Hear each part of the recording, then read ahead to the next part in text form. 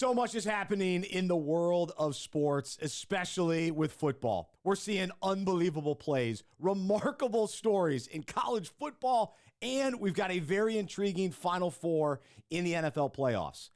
But one NFL franchise has been to the playoffs year after year after year, and they continue to come up empty.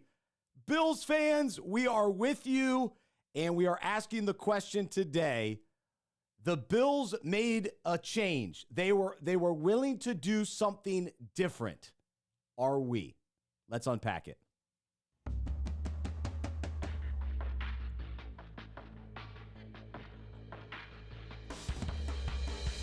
Welcome to the Unpacking It podcast, where we unpack parallels, metaphors, and topics in sports that relate to life and faith. I'm Bryce Johnson, coming to you from downtown Mount Holly, just outside of Charlotte, joined in studio by my co-host, Trip Smith. Hopefully you joined us last week when we announced that Trip is our newest regular co-host here on the Unpacking It podcast, and we are thrilled to have him. So this is week 2 officially with him as we get this show up and running. And what a wild weekend in football and beyond, too. A lot going on in college basketball and the NBA also. But today on the show, we'll talk a bunch about the national championship game, the story of Indiana. To me, you can't talk about it enough. And I felt that kind of midway through the season, that what was happening, it was like you can't hype it up enough. And now that it's a national championship as part of the conversation, remarkable. But then also so much happening with the coaching carousel. I love the carousel. I like to hop on, hop off, see what's going on in the NFL. And we've got some big names leaving, joining, new names entering the conversation. And specifically today, as we look at our faith parallel, we're going to talk about Sean McDermott, the Buffalo Bills, and their decision to try something different. And off the top, I'm in favor of it. And I'm not a Bills fan, but I am a Bills supporter. I want to see them win a Super Bowl. And I believe that this is a step in the right direction. So we will parallel that to a story of Jesus and some fish. And so how does Sean McDermott, the Bills, fish, Jesus, all tie in together in your life? We will get to that in just a little bit. And then also, we've got to talk about these teams that are left in the playoffs and who do we like? Who do we want to go to the Super Bowl? Because in a few weeks, we're going to be, well, here at Unpacking It, we have our Super Saturday Man Breakfast the day before the Super Bowl. And so we'll gather men from all over Charlotte to get hyped about the Super Bowl. So what is the matchup that we want to see? And so I'm curious your thoughts. You can leave comments if you're watching on wherever you're watching or listening. Leave your comments. You can also email me, Bryce, at unpackingit.com. And since I mentioned the Super Saturday Man Breakfast, you can go to unpackingit.com/Super Saturday, and you can sign up to be a part of that great event. We're looking forward to that. Should be a lot of fun. I do want to thank our sponsor, Upward Sports.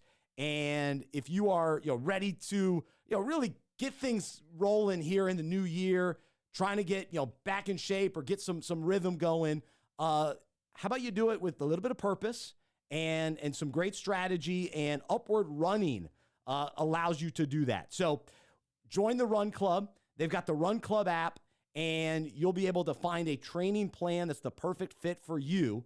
And so Upward Running is the adult arm of Upward Sports. And so it exists to help you grow both physically and spiritually.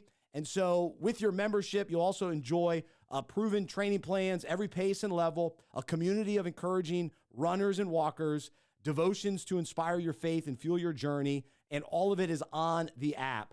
And so check out Upward Running. You can go to upwardrunning.com and get ready to enjoy all that Upward Running will provide for you both physically and spiritually. All right, let's say hello to Trip.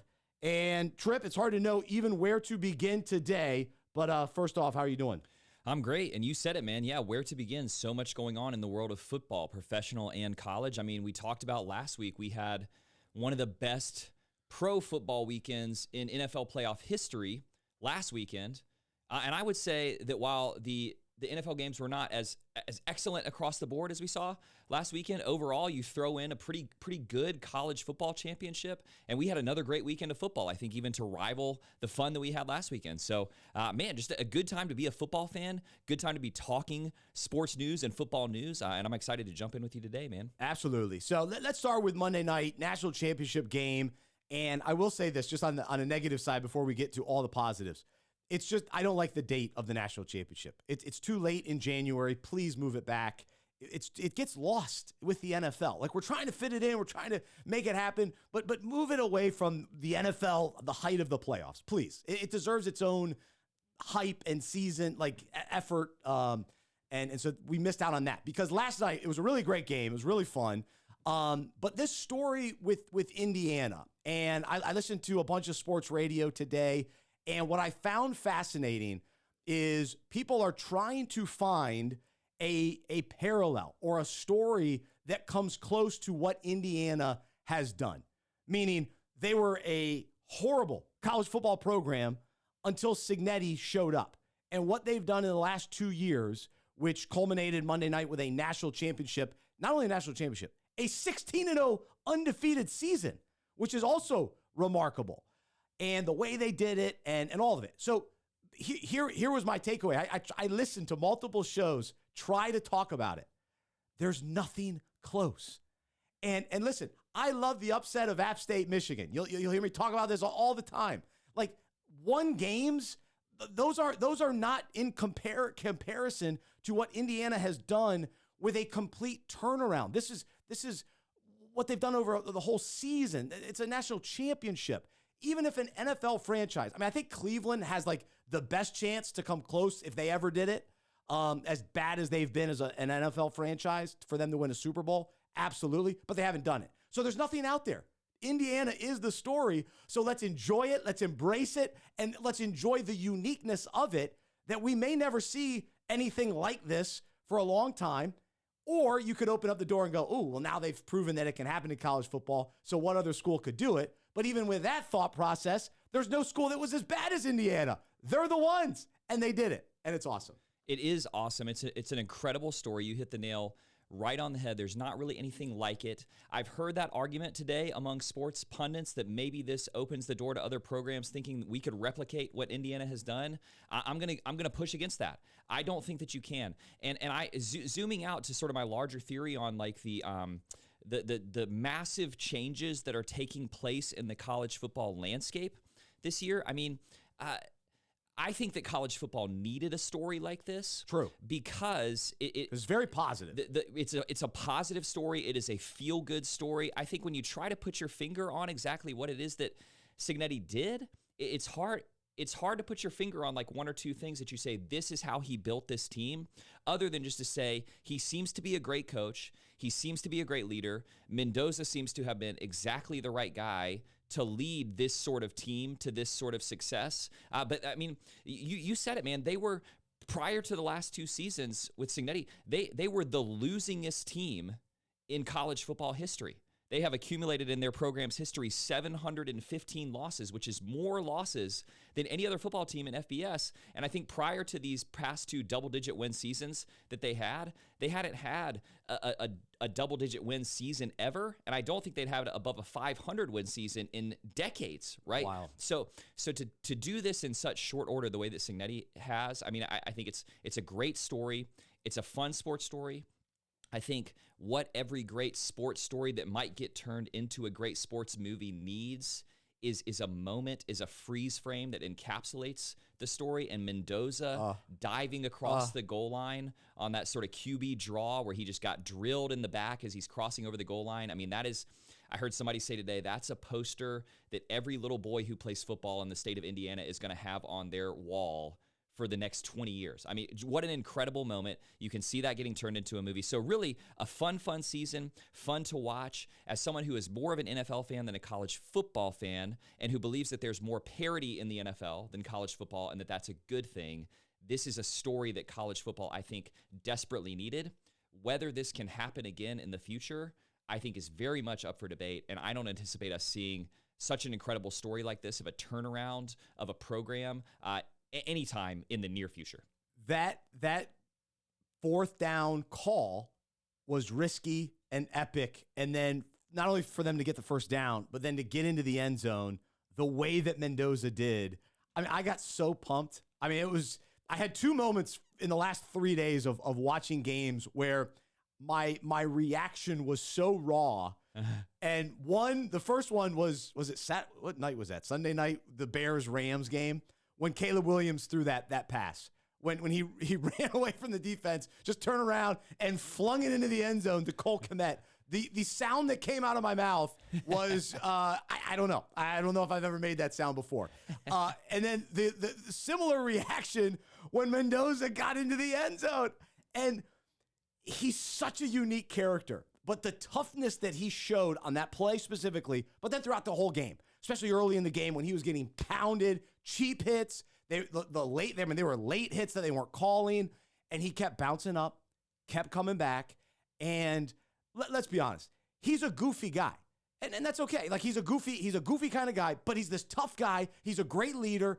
The players responded to him. He was the perfect fit, like you mentioned, and he is an absolute college football legend.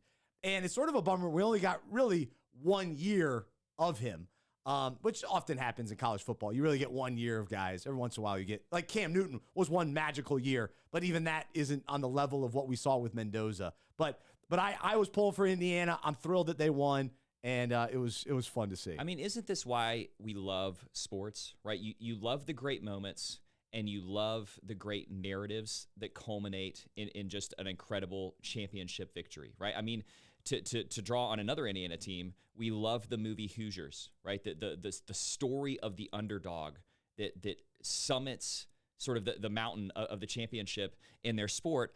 We love the cardiac pack under Jimmy V in 1983, right? We love these season-long storylines where an unlikely team pulls it all together in just the right way so that they can win a championship. And now you've got to include these Hoosiers, these football Hoosiers within that story. And we love those great moments, those moments that you can visualize in your head for the rest of your life of just a play that was so special that you'll never forget it. And we got one of those last night.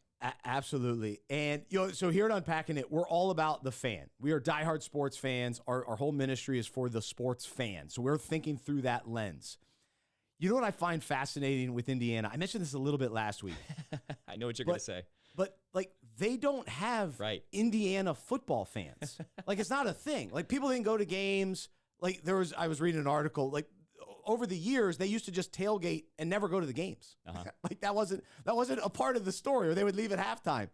And so sounds like Carolina football, but we also don't even tailgate. Yeah, there so you we go. don't tailgate, and then we don't go to the games. So, I mean, it is, it's a program, it's a school that's known for a different sport. And I've never met somebody who talked about Indiana football before this season. I didn't even. So normally, I've got a lot of friends, people a part of Unpacking It, that I try to reach out to somebody when their team is doing well or in the big championship game. Who do I text? I don't have anyone to text. You put out an all call on social media. Hey, if you know an Indiana football fan, please contact me. And no, I don't want to hear somebody who's jumping on the bandwagon or like is from the state of Indiana. No, who has been following Indiana football? Nobody. So this isn't a win for fans, whereas like we're going to talk about the Bills today. We feel for Buffalo Bills fans and what they've been through, and we want them to see a Super Bowl because we know that they've suffered. This isn't that story with Indiana. This is truly a college football story. It's a sports story that I think is more for like the neutral fans, like just fans of the sport and fans of stories. That's who this is for. And of course, it's for these guys that were in that locker room and any student that is currently at Indiana. But outside of that, don't give me Mark Cuban. Get out of here. Mark Cuban like shows up out of the blue. I was watching him last night in pregame. And now he's Mr. Indiana guy. Right. Now, come on. Okay. Mark Cuban. There's nobody better than Mark Cuban at convincing you that he's always been a part of something that's gaining momentum. You know, that's in some ways that's his brilliance as a business person.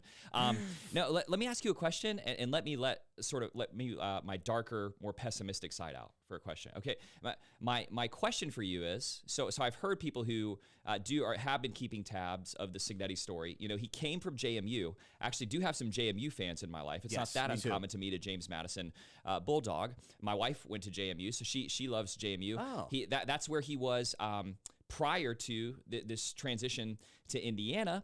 What I've heard is that he has said at this stage of his life and this stage of his career that he will happily stay at Indiana indefinitely, and they're probably going to do whatever they can to keep him and to pay him accordingly. My question for you is, does this win and does such a historic and incredible season vault them into the sort of realm of perpetual college football relevance? That is, has Indiana leveled up in such a way that they will be a part of the national, if not the championship discussion, that at least the playoff discussion going forward?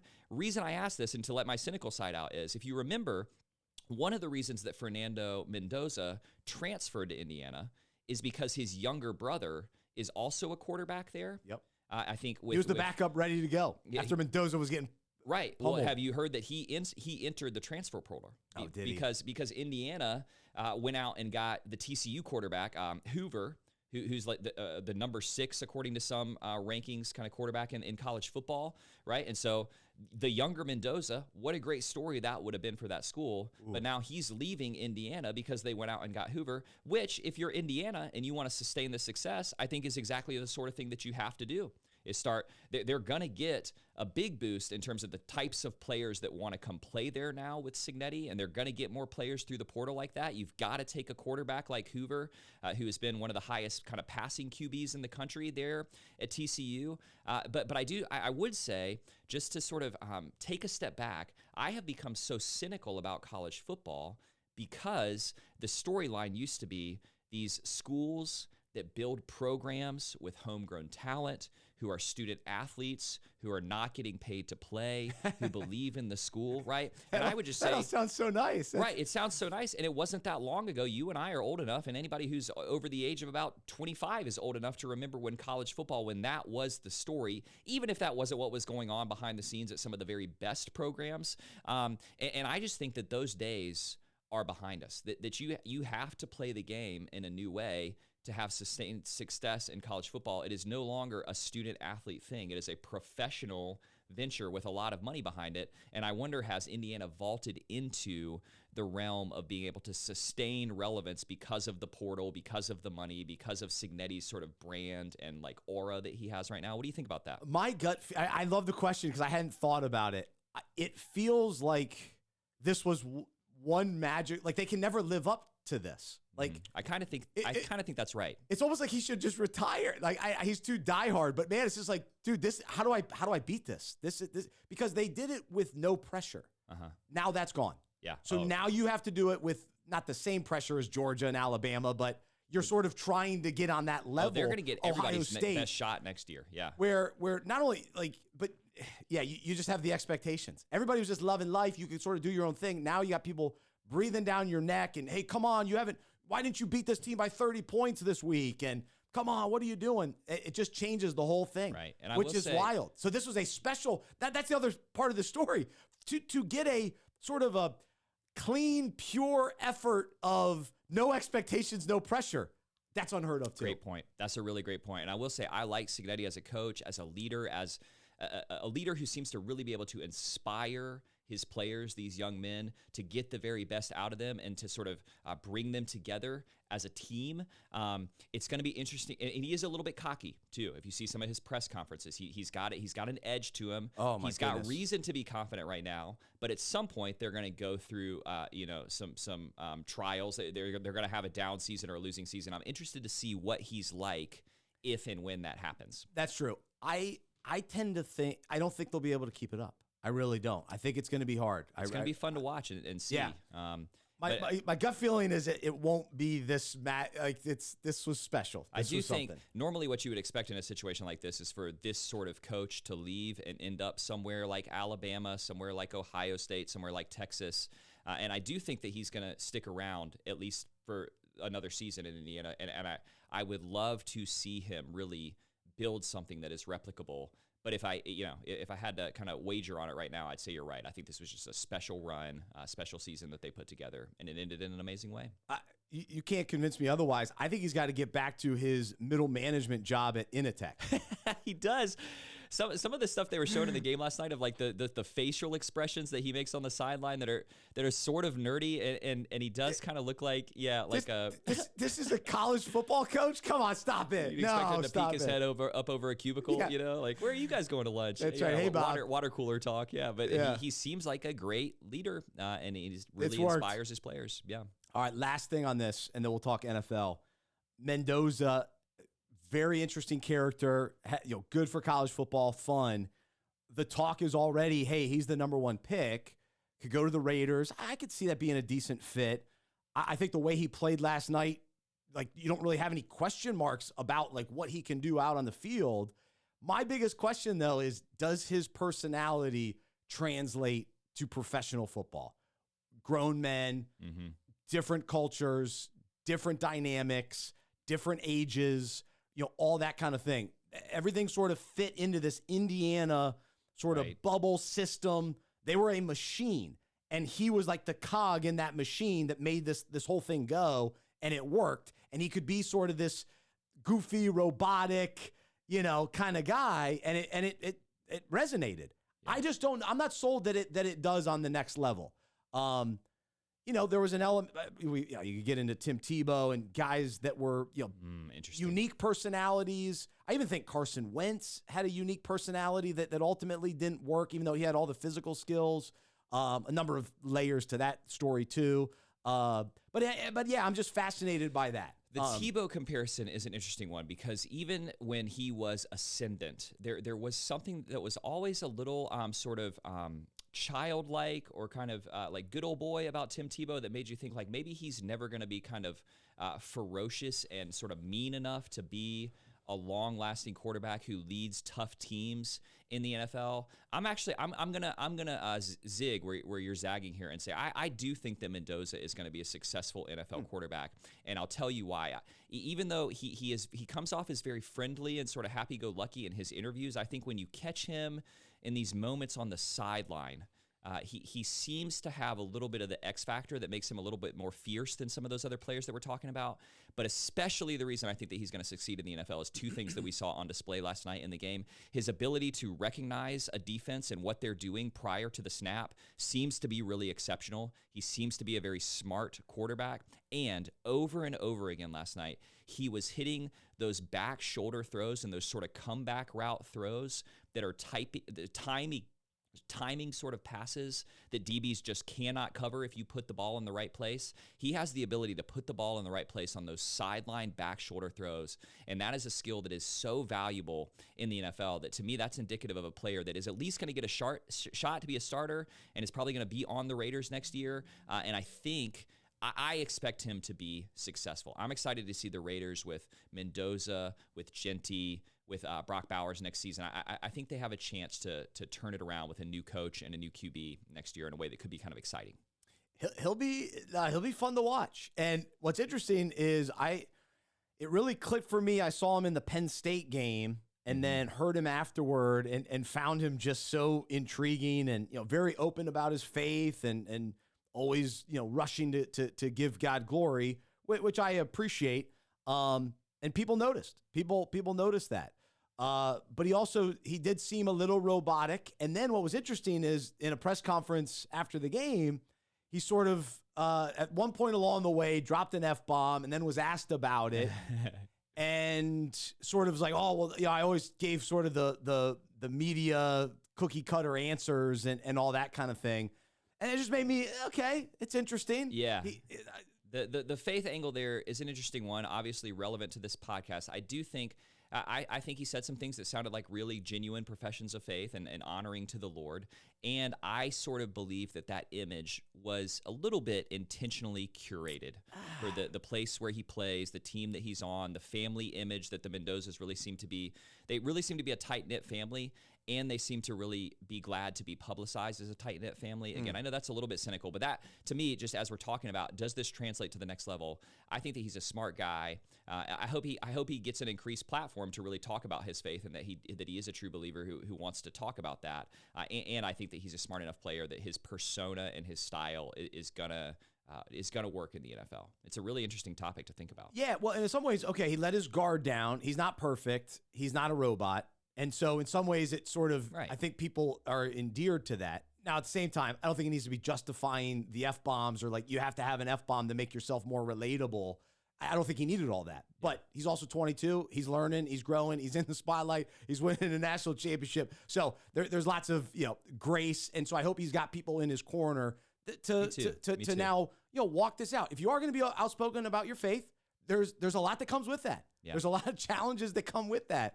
And so you've got to be prepared and have the right people speaking truth and life to you, especially now as you step into the NFL.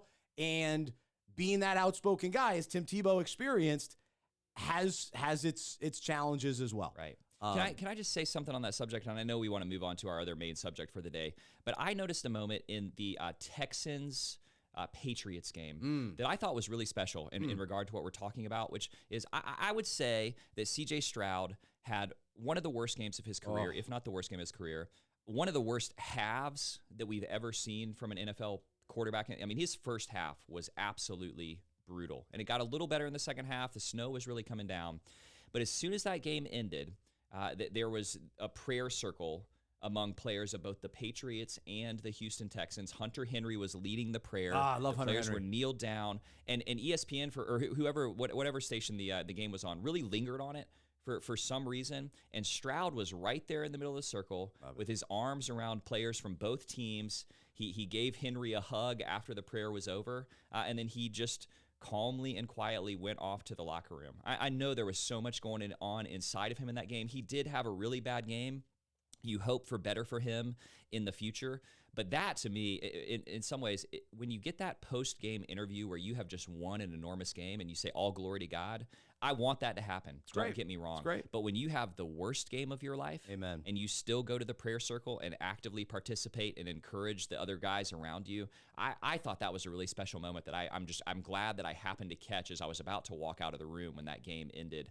It was cool to see Stroud right there in the middle of the circle. I want to hear more about kind of his faith at the end of a game like that, to be honest. But that's another subject for another time. No, it's awesome. I'm a huge Stroud fan and have listened to interviews and him talking about his faith. And, man, he's growing. He's in process. He's not perfect either, just like you and I are not as well. But to see him in these moments on the big stage in the NFL, he's had some early success. His rookie season was great. Mm-hmm. Now the last two seasons have been tough, even though team success, not bad, especially this year.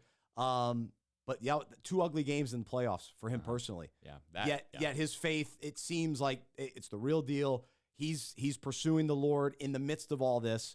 So I love it. I'm pulling for him. Yeah. So it's cool. It's cool to hear that side of it. I think that's a good perspective. And so that allows us to sort of dive into the NFL side of things as well. And so we'll talk about the Broncos and Bills game first, and we'll dive into this week's really spiritual topic and faith parallel for all of us today. And then we'll talk about the other games and the Final Four matchups in just a little bit. And if we do have time today, I've got a What's Bowling Bryce. So we'll see if we can squeeze. We have time. We'll squeeze it in today. We'll squeeze it in. But so Broncos Bills game of the weekend, most controversial, most fallout from that game, and because it's been talked about since Saturday, we don't have to talk too much more about was it a catch, not a catch. The bottom line is we don't know what a catch is anymore as NFL fans at home, and that's a problem. So we got to solve that. That's not why the Broncos won. But that was a pivotal play. It kind of was, though. What's your answer? Was it a catch or was it not a catch? Just short answer. So I like when a defender is that talented to be able to take the ball from a guy in that Incredible moment. play, but was it a catch? And so, no, to me, first glance, hey, he's down, boom. He's got the ball, and Cooks is down. So that would be my thought. But here's my bigger take. The fact that we are in overtime and Josh Allen, an incredible talent, one of the best quarterbacks we've seen, come through the league, and he's looking around. He's trying to find somebody to throw to, and he has to throw the ball down the field. I love Brandon Cooks. Nice guy. Good career. But he's throwing the ball to Brandon Cooks. Mm-hmm. He's a fifth-string wide receiver. He's a journeyman at the end of his career, and that's not who should have the ball in an overtime game in a year where the Bills need to go to the Super Bowl, have to go to the Super Bowl. And so, to me, Cooks didn't hold on to that ball, and that's disappointing. And so, regardless of what the refs called, he still allowed that ball to be taken from him. And the fact that that's who Josh Allen had to throw to, did throw to, I think is a disservice to Allen. It's a disservice to the Bills. And ultimately, it cost McDermott his job. Yeah. And that's a bummer. Well, I mean, think about it. I mean, where is Keon Coleman? You know? What he's an afterthought, right? Well, he did score a touchdown. He scored. Sure. In low stakes moments, he's good to catch a touchdown 1 out of every 4 games. We've talked about him from a fantasy perspective, you and I, on many occasions. But it's like Josh Allen is such a great quarterback, and I think that Joe Brady is such a good offensive coordinator that they've convinced us that guys like Khalil Shakir, guys like Dawson Knox, and I know that I'm going to hurt you with this one, but even Kincaid, they've convinced us that those guys are like viable starting pass catchers for a top-tier NFL offense, and I just don't actually think that that's the case, right? And we're going to get to the leadership shakeup with the Bills there, but to me, I am dumbfounded that they looked at this team and looked at the cast of characters that Josh Allen has to throw to and said, let's make Brandon Beane not just our GM, but our president of football operations, because he's been doing a great job drafting over these last few seasons. That blows my mind. And if you've got a player like Josh Allen and you've got a limited amount of time with a player of that caliber, I think the one thing that you have to do is get him an elite pass catcher. And the Bills don't have that, and it shows over and over again down the stretch when they get into situations like this where they need a game-winning drive, and they seem to be incapable of doing it. I mean, a few weeks ago, last regular season game, they had that play where they went for 2, and Allen missed, I believe it was Khalil Shakir, in the back of the end zone. Shakir has been a solid player for like who he is and what we expected of him coming into the NFL, but that pass would have been caught by an alpha receiver. An alpha, I think, would have held on to that pass that Brandon Cooks let the defender take away from him. They got it. There has to be somebody that Allen can look to instead of having to kind of put the whole outcome of the game on his shoulders in moments like that. He needs some help. Maybe you say James Cook is sort of that guy, but even Cook is like an undersized running back who sort of only works because of the runner that Josh Allen is. So I think that Josh Allen had a bad game. 4 turnovers, not the kind of game that you want to have in a situation like that. But I think it would be wrong to blame Josh Allen. I understand the decision that they made with McDermott, but I just don't understand the team building that they've been doing, the drafting that they've been doing over the past few seasons. And Brandon Beane has now moved into a position of more influence and more power, not less, when it comes to how they build that team. And I don't think that I agree with that decision. No, well said. And yeah, as we look at the Bills, a couple big things. One, Josh Allen is so special. You've got to maximize this prime of his career. Now, we saw John Elway win late in his career. It is possible, but it's hard. You want to win in your prime, and you got to build around your guy.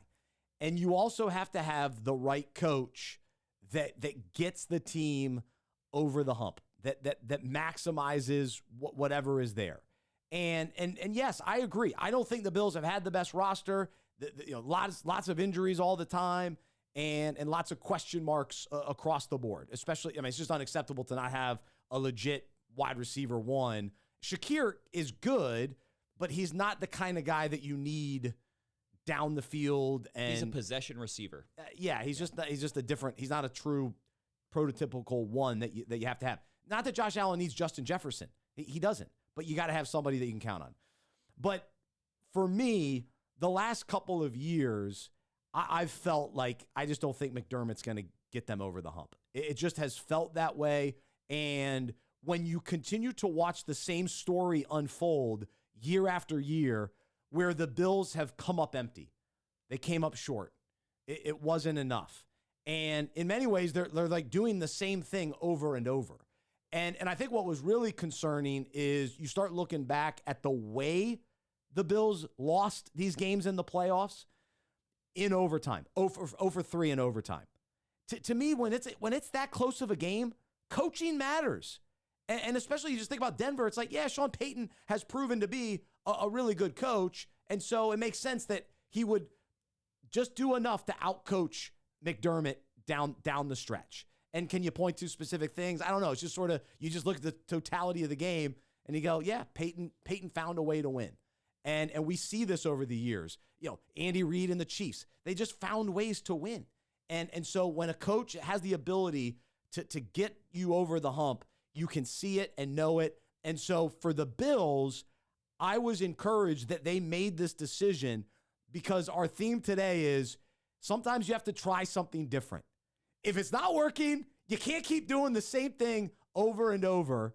And so that's what the Bills are doing. And so I see it and I get it. Did you see the stat they showed towards the end of the game? And I mean, this is just like the ultimate example of a broadcasting team jinxing the outcome of a game, you know, which we don't actually believe in it, but do we believe in it? Does it happen? That Josh Allen has never won an overtime game. He's 0-8 in overtime in his career. I didn't know that. Oh my gosh. And to me, the question that I ask is that a Josh Allen stat? Or is that a McDermott stat? You know, because I think there's just something about these coaches that radiate a certain intensity when the game is on the line, and maybe this is just retrospective bias, but I just don't think that you saw that from McDermott. You felt like this guy's a great coach for the majority of the season, the majority of the game. But when the outcome of the season is on the line, there just seems to be like that X factor that maybe he doesn't have in the way that you would like to see from your coach. So, yeah, I mean, it's tough loss for the Bills, tough loss for Bills fans. You know, it's such a passionate fan base, the sort of crazy fan base that'll show up when it's negative 10 degrees and just cheer their guts out for their team. Am I correct that the Bills have never won a Super Bowl, right? Or No, they never won. They're 0-for-4. Yeah. So they went to 4 straight and lost all 4. You want that for that fan base, and I think with Josh Allen as your quarterback is about as good a chance as you're ever going to have. So they had to make a change. They still have more changes to make. You've got to figure out what you're going to do to get over the hump. And, yeah, it was an exciting game. Tough. It was an awesome game. I mean, great game, and tough to have the news come out after that game, too, that Bo Nix broke his ankle and is done for the season, you know, because – it would have been fun for the Broncos to sort of get sprung out of that dramatic win over the Bills and have a great matchup here in the Final Four with the Patriots. But it doesn't seem like that's what we're going to get. So kind of just a weird sort of anticlimactic ending to that side of the bracket kind of all around. Which is you know, an interesting way for it to go down. No, I was talking to my dad about it. It was just a disappointing end to that game where as NFL fans, like, no, that's not how this game should end. There shouldn't be this controversial call. There shouldn't be the Bills. No, the Bills are the team that needs to keep going on. This is their year. Right. What are you talking about? And then, of course, the Bo Nix injury. But as we think about the Bills specifically today, and really you could talk about some of the other franchises as well that have made this decision, the Ravens, in some ways Tomlin, Steelers, it's time for something different. And we saw years ago when Andy Reid and the Eagles did this, and guess what? Eagles won without Reid, and Reid won without the Eagles, and it was a great decision. But they needed to try something different. And because the Eagles were coming up empty in NFC Championship games. And so with McDermott, you know, he seems like a great guy. I watched the Hallmark movie, the Christmas movie with him in it. The Bills won, and he was a good sport in that, and it was great. That's how you wish these guys all the best. I mean, in all seriousness, something personal. The critique of their performance on the field should not be taken as like a critique of the kind of people that they are off the field. That's true for every person that we just talked about, Mendoza, McDermott, everybody. So that's important to say on a show like this, where we do want to we want to encourage and sort of cast everyone in a positive light. We wish McDermott all the best, but the Bills had to make a change. Yeah, it's not Brandon Cook's fault for being in that position. Good for Cooks to be out there, but you got to hang on to the ball. But so what made me think of what I started wrestling with from a spiritual standpoint, or thinking about, is so often in my life there are the same struggles, the same challenges, the same frustrations that I find myself either in a cycle or a rhythm. Some of those are just practical life things. Some of those are sinful thoughts and attitudes and behaviors and all of that as well. And just the reminder that it often takes doing something different. Because if I continue to do things the same way, expecting a different result, we know what that is. That's insane. And so in some ways, for the Bills to say, no, let's run it back. Let's just try one more time. Let's try one more time. No. We got to get a different voice in here and somebody else that's going to take this team to the next level. And what I've realized in my own life, that answer is Jesus. That when I truly surrender and say, Jesus, I can't fix this. I can't change this. I'm not strong enough. I'm not good enough. I need you. I need your help. And so often, I'll try my own efforts and I'm going to do a little better in this. And I come up empty.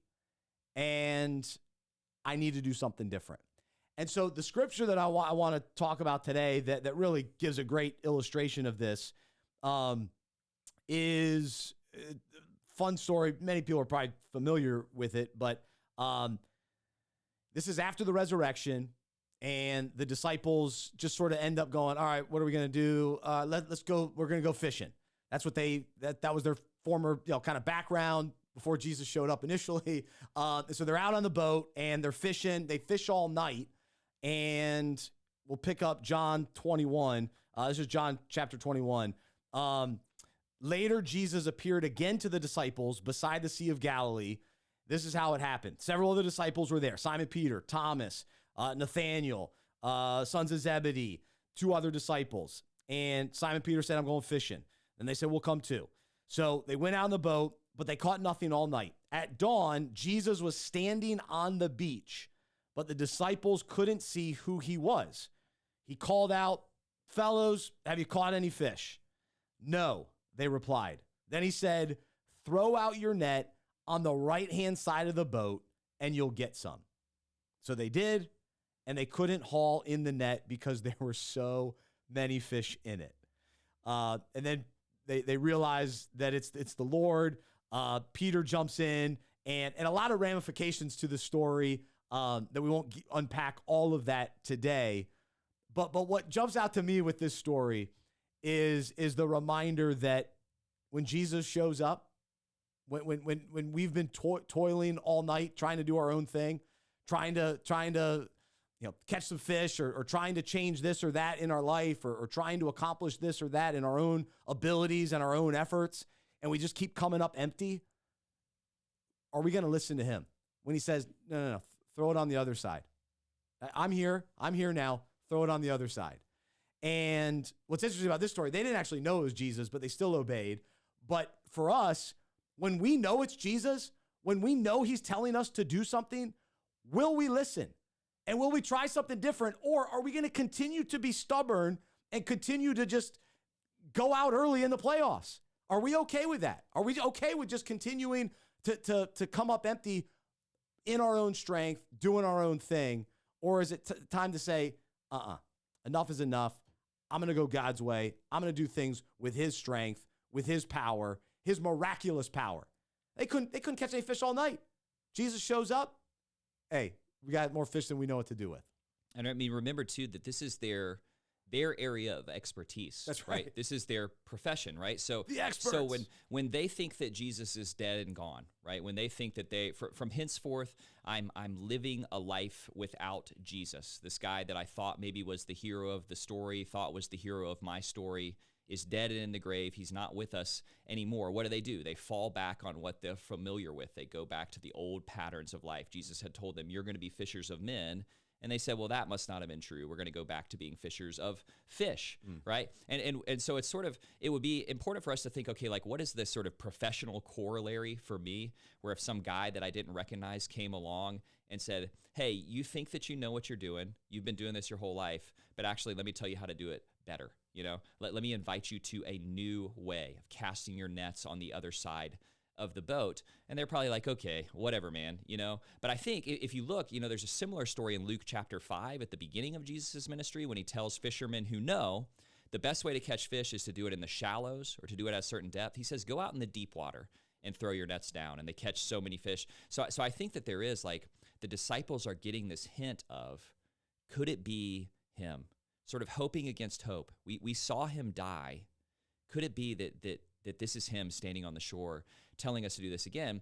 And they're willing to sort of relinquish their control of the situation and their perceived self-expertise to listen one more time. And that's the question for you and for me in our life. I think it's really important to remember that there are going to be ways in which our life, we're invited to spiritual faithfulness and spiritual steadiness, Absolutely. sort of the steady rhythms of life. So this doesn't mean that good point. This doesn't mean that every other week you're making a major overhaul of your entire spiritual life. But I really think that it's true that for most of us, there are these handful of times in life, or maybe these key moments in certain seasons of our life, where we really get a sense through good preaching at our church, through an invitation of another brother or sister of Christ, or very often through something that we read in God's Word, that, hey, Jesus might really be inviting me to make a significant change in a certain area of my life where I really need to make a big change. And the question is, in those moments, do we say, okay, I'm trusting him. I've come to the end of myself, and I'm willing to relinquish control to him and ask him to be my help and to be my strength? Or do I continue to sort of white knuckle the outcome of my own spiritual life and my own spiritual well-being? And that is a really, really important question. I think for most of us, if you grew up in sort of a highly educated, hyper-competent background the way that I did, we move into the areas where we feel like I can be in control. I know what I'm doing over here. And it's important to hear that for the most important changes and the biggest things that Jesus wants to accomplish in your life, you are not sufficient in and of yourself to bring about the flourishing, overflowing net sort of results that he wants to bring about in you. So when you perceive that he's inviting you to those moments of significant change, it's kind of like you got to push all your chips to the center of the table. You got to throw everything onto him and say, okay, Jesus, I can't do this in my own strength. But if I want you to be in control, and I'm casting everything onto your shoulders. And I think that those end up being some of the most important moments of our life when he invites us to do that. And I can think of a few critical moments in my life where I sort of came to the end of myself and said, something has to change, and I can't do it in my own strength. And then, the way that practically we move forward from that is a really interesting question. But I think it's just the first and foremost thing is, are you attuned to the moments when Jesus might be inviting you to something like that? That's right. He's calling out, saying, hey, try it my way. Throw it over. Yeah, try it my way. That's a great way to put it. Try it my way. I'm here. I'm with you. I've got the power. I'm the God of the universe. So tap into my power. I want to help you. But you got to listen. You got to obey. So that's what the disciples did that here. As they listened and they saw his power. And so, are we willing to take a look at our lives and go, yeah, it's not me doing this over and over isn't working. And I can't seem to change on my own, or my approach it's not happening. I'm continuing to be fruitless in the playoffs, so to speak. And so are we willing to humbly acknowledge that and then surrender to say, hands up, I gotta have something new here, and Jesus, you show me the way. And you mentioned big changes. I think that's part of the conversation. I also think small changes too, and sometimes it's just these slight adjustments in our lives, like the simplicity of just getting up 10 minutes earlier, right? And for me, one of my ongoing struggles, sadly, I hate to even admit this, but I struggle with being late. I am a late person. So I show up late regularly. And it's like, dude, Bryce, you've been late for 20 years. Like, enough is enough. Like, you got to change your approach. It's not working. And so am I really inviting Jesus into something like that? Some of the base, day-to-day stuff, and someone say, oh, it's not that big of a deal. No, it is. It is a big deal. We're always late. That's my reputation. It's not great. And so that needs to change. And so, but am I really praying about it?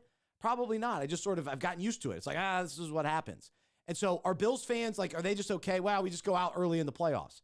No, it's not okay. You have Josh Allen. You got to go to the Super Bowl. Right. Like the numbers of what the Bills have done in the regular season should equal a trip to the playoffs or to the Super Bowl. Like, they're the one team that has won so many 10-game seasons that have never been to the Super Bowl. They're the one. All the other teams go to the Super Bowl. Many of them win it. And so for us, if we've got the power of the Holy Spirit, we've got a Jesus who loves us in our lives, then we got to turn to him and say, help me here. That is such a great point, man. Such a great point. It's possible when you've really struggled with an area of sin or just an ingrained pattern in your life to sort of give up and to think this is the way that it's always going to be. And I think just what I want to encourage our listeners with, what I need to be encouraged with regularly is don't give up. Don't allow the devil to convince you to be sort of resigned to your fate. The important thing is, even if you've made a commitment to improve in some area or change in some area many times and you have failed on that commitment many times, you can always come back to Jesus and he's going to give you more grace. Where sin increases, grace abounds all the more, right? James 4:6, but he gives more grace. That's why it says God opposes the proud, but gives grace to the humble, right? Like when we come back to him and say, I need your mercy, I need your grace again, he always gives it, but that is not the end of the story. He's also infinite in power, right? So I had a pastor in college that I absolutely loved who said, you judge Jesus's grace by the cross and you judge his power by the empty tomb, right? He was so invested in giving you mercy and grace and infinite forgiveness that he went to the cross to die for your sins, but he is so powerful and unstoppable in his purposes that not even death could keep him in the tomb.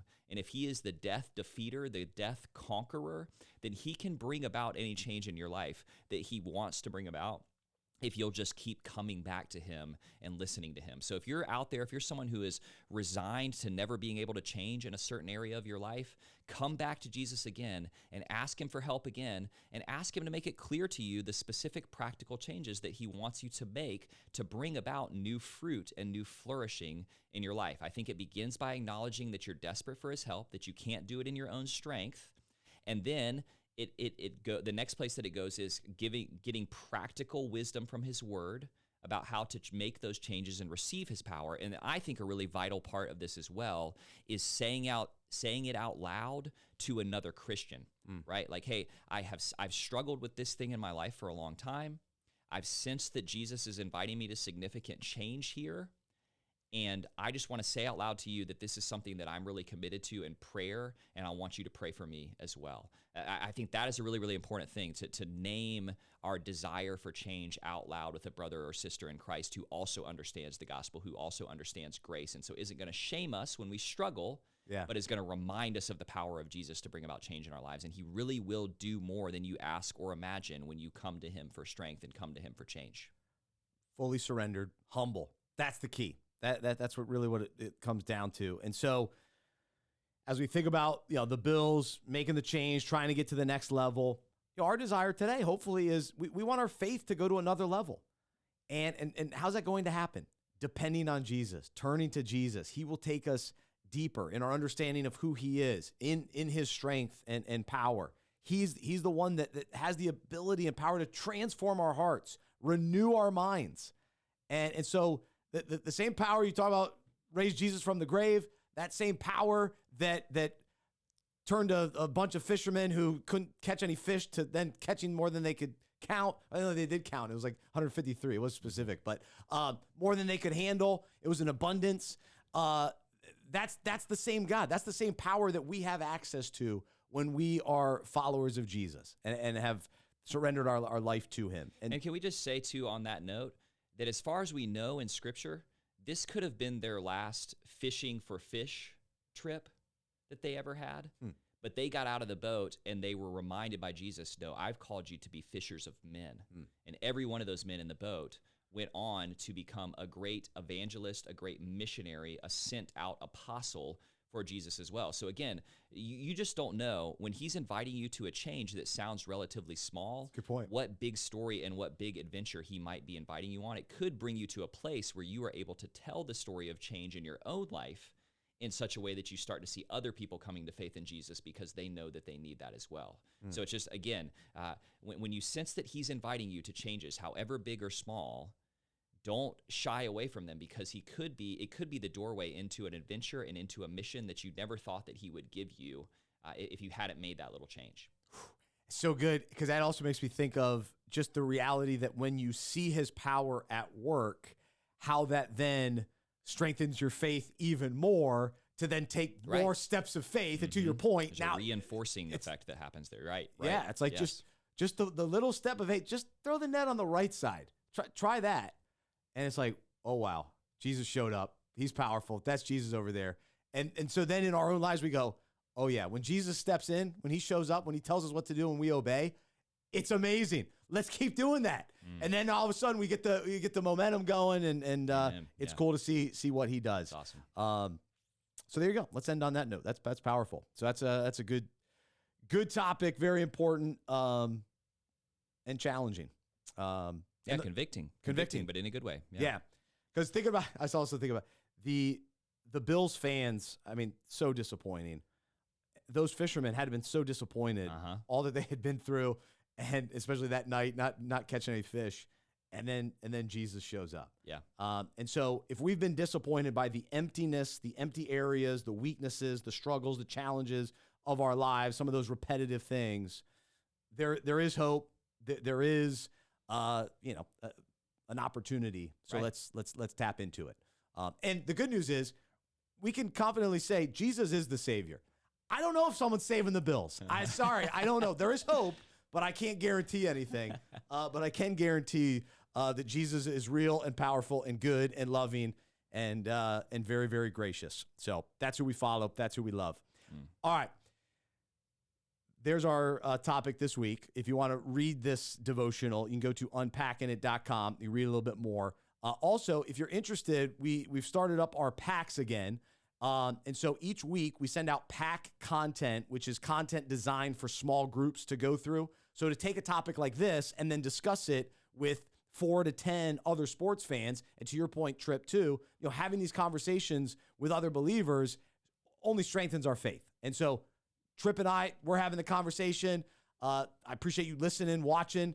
But then take this conversation and have it with somebody else. And if you want to do it in a structured way with a pack, we've got that available here at Unpacking It. Go to unpackingit.com/packs, and you can find out more information. Sign up to receive that content and put a group together and start meeting regularly. Encourage you to do that.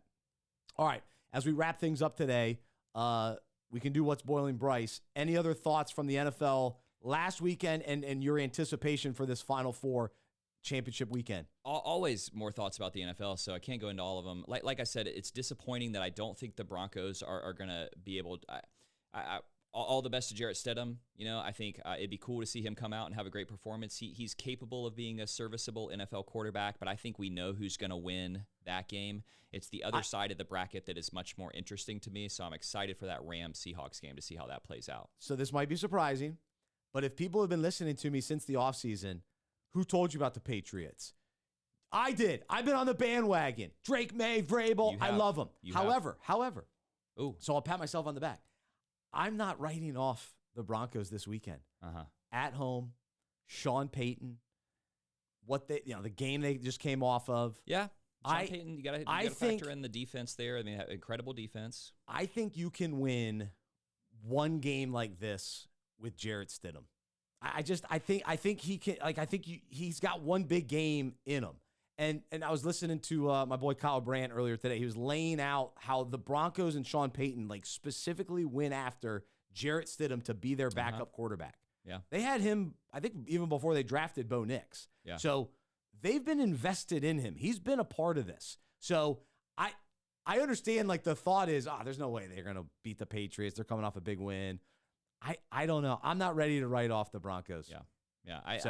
But I'm going to be bummed if they are in the Super Bowl, because I think Jarrett Stidham in the Super Bowl is a letdown. Right. 2 games. Can they pull that off for 2 games? Yeah. That I think it would make for a more exciting Super Bowl if the Patriots with Drake May, especially, man, to see Drake May and Matt Stafford come up against each other in the Super Bowl as the 2 MVP candidates, one at the very beginning of what looks like it's going to be a promising career, and one seemingly at the end of what has been an incredible career. I mean, that would be an amazing storyline. So I think the Seahawks look like a really strong team right now, and it would be good for Sam Darnold in his own right for him to kind of push through and get to the Super Bowl. But I would love to see a Matt Stafford versus Drake May Super Bowl, and I'd love to see Stafford win the Super Bowl and ride off into the sunset. So for that reason, I've had enough pessimistic sports fan takes in our episode today, so I'm going to go full optimism here and say that that's what we get to see, and that's the storyline that we're going to get to finish the NFL season on, and I will be really happy about that storyline. Yeah, the Rams are like the one team I have no reason to dislike them other than the fact they beat the Panthers. But hey, then as a Panthers fan, it's like, hey, we lost to the Super Bowl champs. So I'm good with that. It's hard for me to because I don't like the Patriots in general, but I do like Vrabel and May. I don't care for Sean Payton. I don't care for the Broncos anymore, even though my parents used to live in Denver, and I'm a John Elway fan. Once they beat the Panthers in the Super Bowl, I'm out on the Broncos, and I'm out on Sean Payton after all those years with the Saints. And then I've made it very clear I do not like the Seahawks. I'm sorry, Aaron, our producer Aaron. He's loving life with the Seahawks, but I'm not a Seahawks. I've never been a Seahawks fan. Love the Seahawks. JSN's my favorite player right now. Love to watch JSN play football. No, thank you. So yeah, anything would be okay with me, except I think you're right. It would be a little anticlimactic to see the Broncos in the Super Bowl with Jarrett Stidham at the helm. So first Sam Darnold versus Jarrett Stidham. That would be kind of. I mean, that's my nightmare. That's my nightmare. Yeah, that doesn't have a great ring to it. My Super Bowl party does not sound very fun with that as on the marquee. That's right. All right, as we wrap things up, I have to get this off my chest. Man. Get boiled. And I need some pastoral care today. So here we go. It's our segment we call What's Boiling Bryce. And now, What's Boiling Bryce?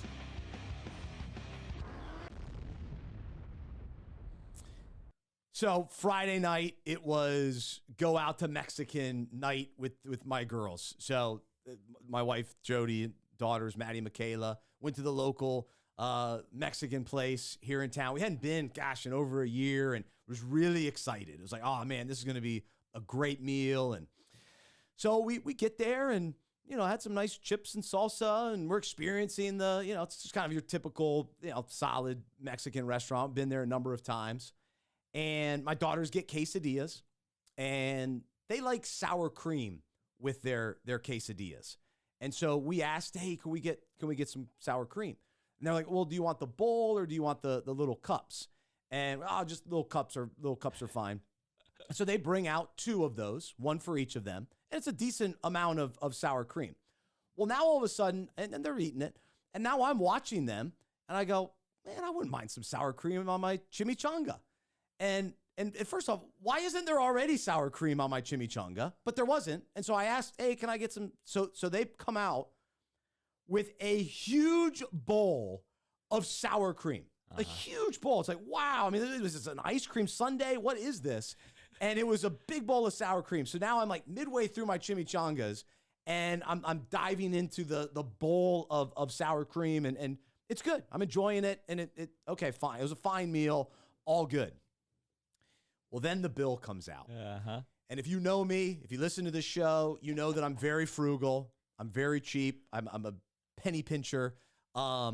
But when I go out to eat, it's like, all right, let's enjoy ourselves and get something, something tasty. And then I get the bill. Guess how much they charged for sour cream? Guess how much our family had to pay for sour cream at a Mexican restaurant that you would think would just be included in a quesadilla and a chimichanga? How much? Oh, let's see. Are we talking? I hope not over $5. $7. Wow. $7 for sour cream. I was beside myself. How big was this Ooh, they bring like a bucket? I mean, I should have gone next door to the grocery store and bought a Your tub. little tube, yeah. I had a tub. But I paid for that tub. But I couldn't eat all the tub of sour cream. So why am I being charged? And so so it's unbelievable that I would pay $7 for sour cream. Now, many of you are listening and go, come on, $7, who cares? It's $7 for sour cream. You knew months ago I told you I was told that I was supposed to spend $2 on a fork that I was unwilling to do. But I was already in on the sour cream. I had already enjoyed the sour cream, so I was forced to pay the $7. But here's the kicker. Did they tell me that I was going to spend $7? Did they warn me before bringing out the ice cream sundae of sour cream to say, hey, sir, this is going to cost you what is it, $3 for this? I would have said no thanks. No thanks. Yeah. And I would have just finished my chimichanga. Yeah, I have. So first of all, sour cream is incredible. It really is true that everything is better with a dollop of Daisy. That's 100% true. So yeah, when I'm eating Mexican food, I love to have a little dipping. I don't think that I have ever been charged for sour cream before. That said, just to play devil's advocate here, I do think that what we mean when we go to these sort of generic Mexican restaurants in the United States where the number 11 is a burrito, a taco, and an enchilada at every place, no matter what it's called. What we mean by Mexican is very different than people who have had real Mexican food in Mexico, like what they mean. And I don't notice a lot of sour cream being featured there. So I sort of wonder if your daughters ordered the sour cream, and then dad orders the sour cream, and back in the kitchen, if they're like, man, these dumb gringos, like let's show them, let's show them who's boss with the sour cream, and just bring you out a bucket and then charge you $7 for it. But I think you are rightfully boiled there. That's one of my personal pet peeves is when restaurants don't tell you that they're going to charge you for something that feels like it should be a sort of a free condiment. I can tell you a story another time of the most enraged that I have ever been at a restaurant, and it's not dissimilar from that story. So unfortunately, I don't think I can talk you down from this ledge, other to say, I'm sorry that you went through that. I hope you can find kind of mercy to forgive. And if your family is like my family, we have our favorite Mexican spots where we will unquestionably go back to no matter how we have been mistreated. So I hope that you can reconcile with this. You're out on this establishment. Okay, well, check back in a few months and see if you've been back since I'm looking. then. I'm on the market. I'm on the market for a new Mexican restaurant. Food home. Yeah, okay. Yeah. That's good. I was born in New Mexico, so I like Mexican food. Hey, thanks for sharing that with us, man. So there you go. So that's what's boiling me this week, but it was still a nice time with the daughter. So I don't want the sour cream. The girls love the sour cream. They didn't realize how much it costs, but good for them. Yeah. All right. For Trip, I'm Bryce. There you go. Enjoy the I can't believe college football's over, but we still have the NFL final 2 games, and then we'll get the Super Bowl. So we'll talk about it next week. But for Trip, I'm Bryce. I'm a sports fan who follows Jesus. I believe in the good news that he died on the cross for my sin. He was resurrected, and through faith, I've been saved by his grace. I hope that is true for you as well, and I hope you'll join me as we live life as sports fans who follow Jesus together. Have a great rest of your day.